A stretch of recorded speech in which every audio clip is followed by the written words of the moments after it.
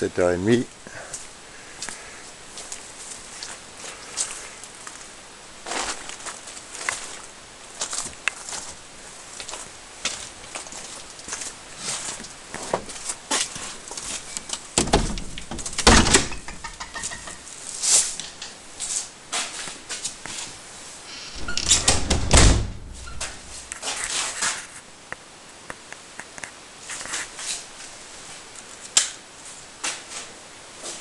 Et la lumière.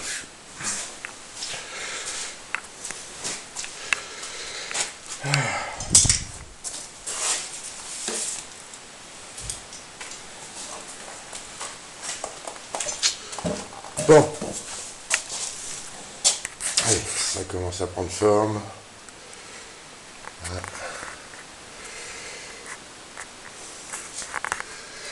Passer un coup de brosse là-dessus. Ça devrait pas être trop mal. Ça approche la fin. Là, j'ai reçu les belles tôles.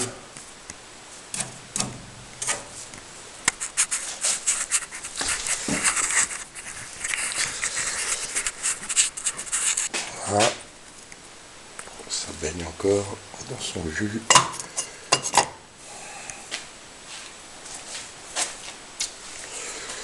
Allez.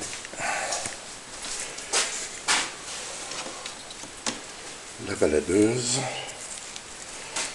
Je pose l'appareil une seconde.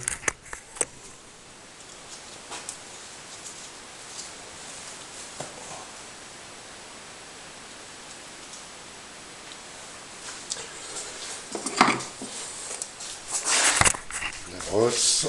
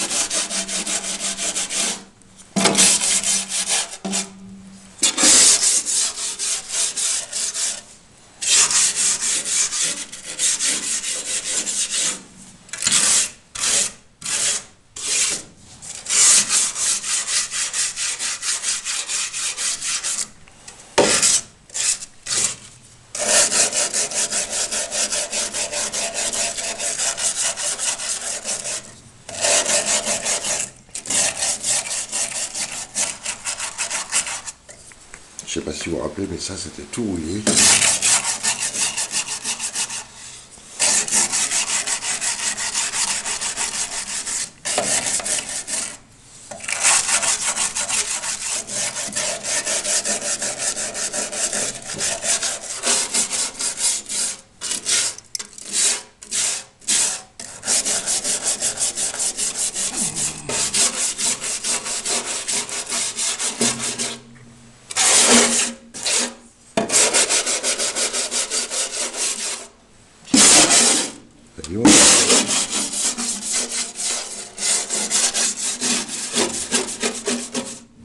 Allez.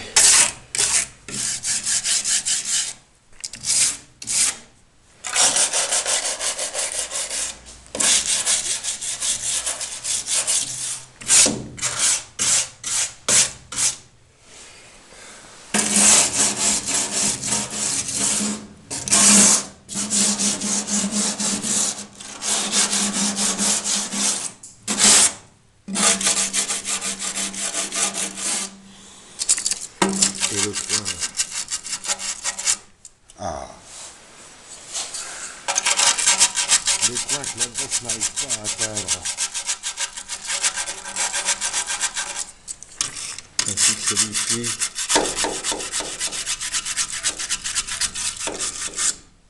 Bon.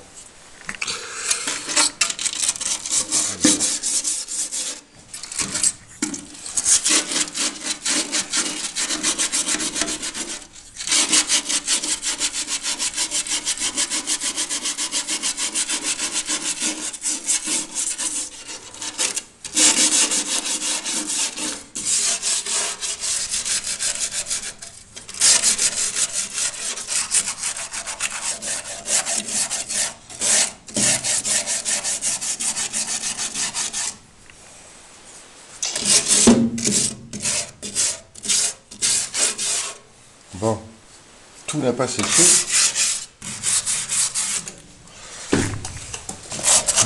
Et j'ai encore des zones où il y a de la peinture, ça c'est énervant. Des zones que la brosse n'arrive pas à atteindre.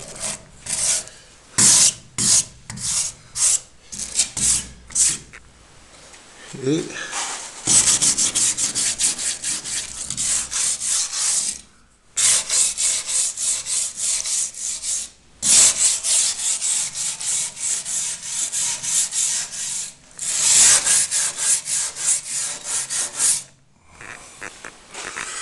là c'est pareil, il doit rester de la peinture.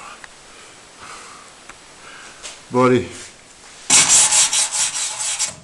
fini de jouer, on va sortir la brosse métallique rotative, on va nettoyer ça. Là j'ai fait un bouchonnage de cochon hier soir, je crois que je vais me meuler et recommencer ça parce que c'est pas beau.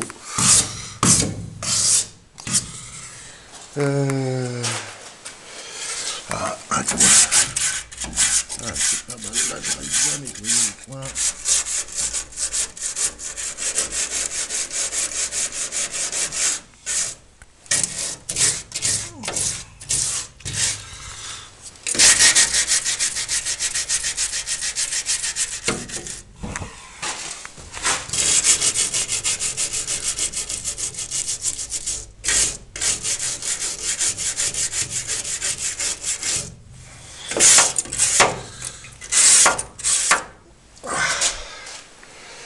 Bon, eh ben, j'en ai pour une bonne heure à brosser ça. Hein. Essuyer, un coup de chiffon, un coup de brosse. Oh, j'ai oublié d'en mettre là.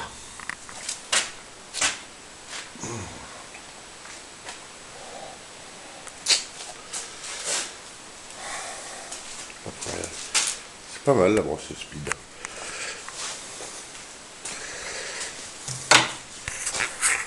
Alors, pourquoi je refais cette voiture? Pourquoi un tel acharnement sur une voiture qui vaut pas grand chose au final, hein, je sais pas, je crois que ça se négocie pas très cher. Mais bon, en plus c'est même pas une TI ni une 1100 Sport, je crois que je sais plus si ça existe, je sais plus ce qu'il y a exactement comme modèle. Celle-là c'est juste une LS ordinaire, LS ou GLS, je me rappelle plus. Et ça n'a pas une grosse valeur. Mais c'est une voiture intéressante dans l'histoire. Je crois que c'est le premier hatchback qui ait jamais été fait. Après la 4L, la première 4L qui avait vu le haillon. D'abord un semi-haillon sur la Renault 16. Mais je crois que la 4L est antérieure à la Renault 16. Je ne me rappelle plus, il faudrait préciser. Donc la 4L, la première voiture à haillon. Et celle-ci, la deuxième, parce que celle-ci est sortie en 68, en 1968, celle-ci est de 76, mais elle est sortie en 68. Et ces voitures-là, ben, elles n'étaient pas très bien protégées contre la rouille, et il n'en reste plus beaucoup. Voilà pourquoi je m'acharne là-dessus. C'est pour moi une voiture importante de l'histoire automobile de l'Europe, quoi, voire même de France, mais bon, plus de l'Europe, quoi, parce que c'est pas mal vendu quand même. Et c'est une bonne bagnole quand même. Un petit gabarit, une petite voiture relativement puissante, bien véloce, parce qu'elle fait 60 chevaux pour 675 kg en série de base, quoi. Et puis c'est les premières mécaniques transversales. Non, il y a eu la 204 avant, en 1964, mais c'est déjà la préfiguration des voitures modernes, quoi. Et ce petit moteur de 1100 cm3, il a évolué, il est monté jusqu'à 1600 cm3, je crois, sur les 1308, les Simca 1308. Et il a fini par donner, c'est le même bloc en fait, qui a été agrandi, un peu modifié, enfin pas grand chose, et qui va finir par devenir le 1,9 litre XUD, dieselisé, quoi. Et ensuite, pour finir par donner le 2 litres HDI. J'ai un... Ah non, je l'ai jeté, c'est vrai, j'avais un bloc de 2 litres HDI, et il ressemble pas mal quand même. Bon, c'est plus exactement le même moulage, mais c'est la base de ce moteur-là qui a servi à faire le XUD. La boîte de vitesse n'est pas encore la boîte de vitesse des Peugeot, mais ça commence déjà à ressembler. Et bien pour moi c'est une bonne bagnole, hein, c'est une voiture intéressante. Voilà pourquoi je refais cette voiture, même si elle n'a pas une grosse valeur. C'est vrai que je m'acharne à faire un sacré travail pour une voiture qui vaut pas des 1000 et des 100. Mais c'est pas grave. Au moins, celle-ci, elle survivra. Parce que je vais la protéger contre la rouille un peu mieux que ce que c'est fait d'origine. Enfin, du moins, j'espère. Après, ben, les intérieurs de longerons, je ne peux pas tous les atteindre. Je pense que je vais verser un peu d'huile de vidange dedans. L'huile de vidange, ça colle sur la rouille. Et ça protège mieux que si je mets un corps creux. Un corps creux, il ne mouillera pas la rouille. Tandis que de l'huile de vidange, une bonne huile de vidange diesel, là, dans les longerons, ça fonctionnera comme il faut. Voilà. Donc j'ai refait ma petite tôle là de 2 mm. Là. Ça n'a pas été facile celle-ci, elle était dure à plier. Là, c'est pas très bien ajusté, mais bon, c'est pas gênant. Il me reste celle-ci à faire. Voilà. À remettre un bout de tôle là avec le repli, là, et la goutte d'eau. Qu'est-ce qu'il me reste à faire encore là en dessous? Ben, remonter le support d'amortisseur, le butoir de suspension. Là, j'ai un petit trou à faire, là, un petit trou là aussi. Là, ça, je vais faire. Celui-là, il attendra que je sois de l'autre côté. Et ça va être fini pour ce côté-là. Hein. Donc, un bon coup de nettoyage, un bon coup de meule, un coup de peinture, et on sera déjà pas mal pour ce côté-là. Allez, il va falloir que je nettoie tout ça. Il y a du boulot. J'ai une bombe de peinture. Et c'est parti. Donc je referai un petit extrait tout à l'heure. Pour l'instant, je me mets au travail.